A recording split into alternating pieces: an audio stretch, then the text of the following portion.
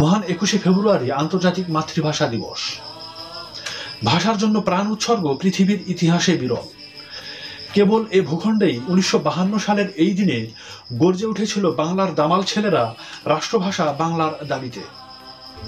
ভাষা শহীদদের রক্তে রঞ্জিত হয়েছিল রাজপথ। প্রতি বছরের ন্যায় এবছরও নানা আয়োজনের মধ্য দিয়ে উদযাপিত হচ্ছে মহান এই দিনটি।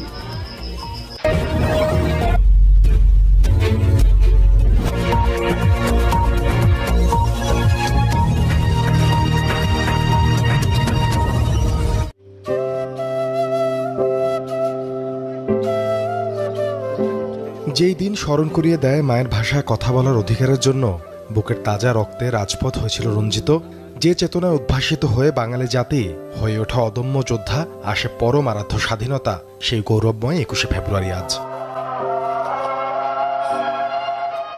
21শে ফেব্রুয়ারি আন্তর্জাতিক মাতৃভাষা দিবস।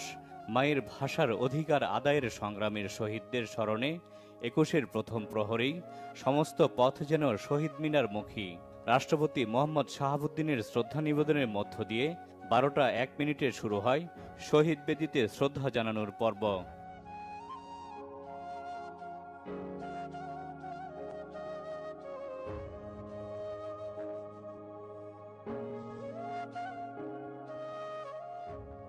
এরপর ভাষা শহীদদের প্রতি শ্রদ্ধা জানান প্রধান উপদেষ্টা প্রফেসর মোহাম্মদ ইউনুস।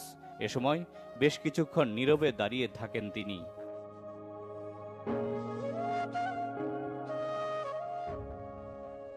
এরপর শ্রদ্ধা জানান প্রধান বিচারপতি সৈয়দ রেফাত আহমেদের নেতৃত্বে আপিল বিভাগ ও হাইকোর্ট বিভাগের বিচারপতিরা।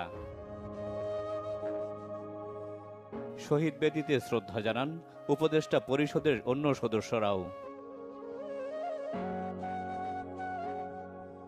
বিভিন্ন দেশের কূটনীতিকরাও ভাষা শহীদদের প্রতি শ্রদ্ধা জানান।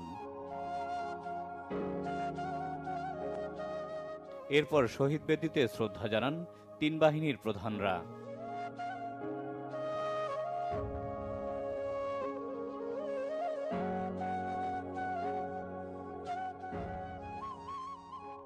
নিরাপত্তার বেড়াজাল উঠে গেলে বিভিন্ন রাজনৈতিক দল, তাদের অঙ্গ ও সহযোগী সংগঠন, বিভিন্ন সামাজিক সাংস্কৃতিক সংগঠনের পাশাপাশি সর্বসাধারণের ঢল নামে কেন্দ্রীয় শহীদ মিনারে।